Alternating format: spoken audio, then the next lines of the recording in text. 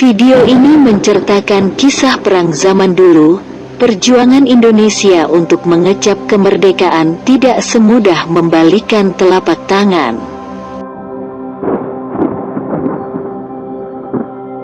Butuh waktu lebih dari 350 tahun untuk bisa terbebas dari penjajahan kolonial Belanda. Meskipun demikian, perjuangan yang digelorakan di setiap penjuru tanah air terus berkobar dan tidak sedikit para pemimpin perjuangan di berbagai daerah yang hingga kini dikenang akan keberaniannya dalam perang melawan kolonial Belanda. Keberanian para pejuang dan pemimpin perjuangan di berbagai daerah dalam melawan kolonial Belanda begitu dikenang oleh seluruh rakyat Indonesia. Dengan persenjataan tradisional seadanya, para pejuang menunjukkan semangat pantang menyerah dalam berbagai peperangan melawan penjajah. Berikut ini merupakan beberapa perang dalam melawan pemerintah kolonial Belanda. Di antaranya, Perang Pattimura, 1817. Indonesia kaya akan sumber daya alam, salah satunya rempah-rempah yang selalu diburu oleh bangsa Eropa.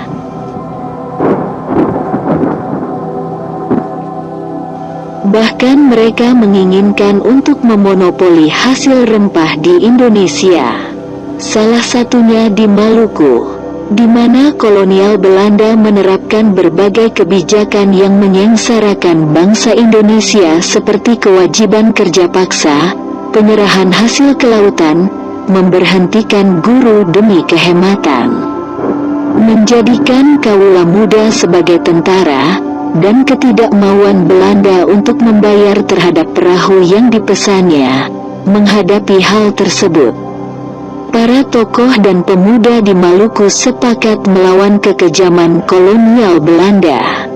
Terjadilah perang antara Belanda di bawah pimpinan Van den Berg dengan Maluku di bawah komando Christina Matra Tiahahu, Thomas Patiwail, dan Lukas Latumahina, yang mana Indonesia mampu menguasai benteng Durstede.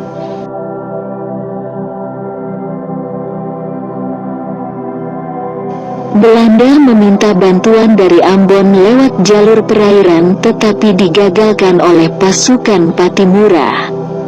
Dengan datangnya bantuan dari Batavia, maka Belanda membawa semua pasukannya untuk merebut benteng Durstede dan naasnya benteng tersebut bisa kembali dikuasai Belanda. Sehingga sisa pasukan Pattimura berusaha untuk meloloskan diri dari tangan Belanda. Untuk menangkap Pattimura, maka Belanda membuat sayembara, di mana siapa yang mampu menangkap Pattimura akan diberi hadiah 1000 gulden.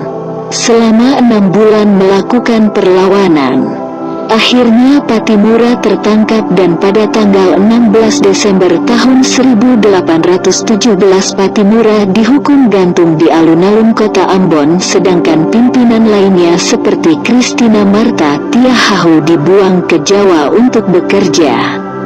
Rodi 1. Perang Diponegoro. Perang melawan kolonial Belanda berikutnya adalah Perang Diponegoro. Perang ini muncul akibat kebijakan yang tidak masuk akal dari kolonial Belanda seperti pengambilan tanah-tanah milik bangsawan oleh pemerintah Hindia Belanda. Ada juga raja-raja yang merasa menjadi korban adu domba dan kerajaan Mataram terpecah menjadi 4 bagian, yaitu Surakarta, Yogyakarta, Pakualam, dan Mangkunegaraan. Di samping itu,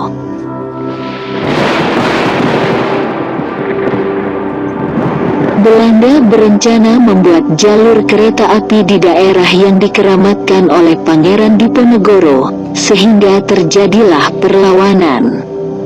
Pangeran Diponegoro menggunakan taktik perang gerilya di mana mereka melakukannya secara sembunyi, cepat, fokus, dan efektif.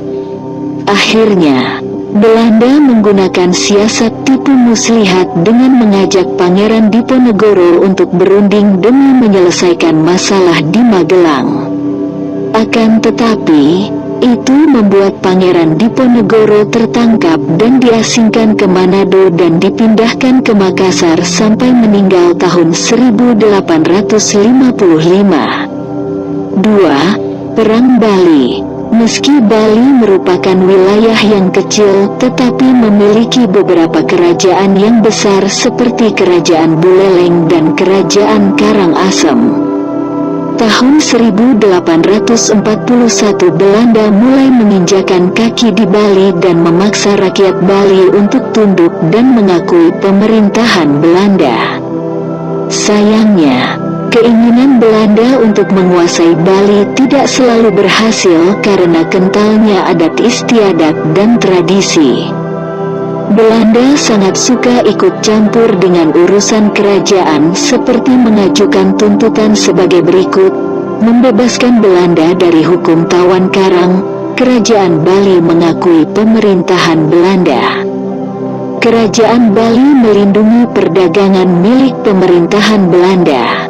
Semua raja-raja Bali harus tunduk terhadap perintah kolonial Belanda. Tentu saja semua tuntutan itu ditolak mentah-mentah oleh rakyat Bali. Maka pada tahun 1846 terjadilah perang untuk memaksa Raja Buleleng menandatangani isi perdamaian, yaitu pasukan Belanda ditempatkan di wilayah Buleleng. Benteng kerajaan Buleleng akan dibongkar oleh pasukan Belanda, dan biaya perang ditanggung oleh Raja Buleleng. Namun, ajakan perdamaian tersebut tidak diindahkan oleh rakyat Bali. Akhirnya Belanda mulai melakukan serangan besar-besaran. Ada 3 pertempuran di Bali. Ekspedisi pertama tahun 1846 Belanda mengirim 1.700 pasukan untuk menaklukkan rakyat Bali, namun berhasil diusir oleh rakyat Bali. Pada ekspedisi kedua tahun 1848, Belanda mengirim pasukan yang lebih besar dan rakyat Bali berhasil memukul mundur Belanda dengan dipimpin oleh I Gusti Jelantik. Pada ekspedisi terakhir tahun 1849, pasukan Belanda yang dikirim sekitar 4.177 orang yang mampu mengalahkan rakyat Bali.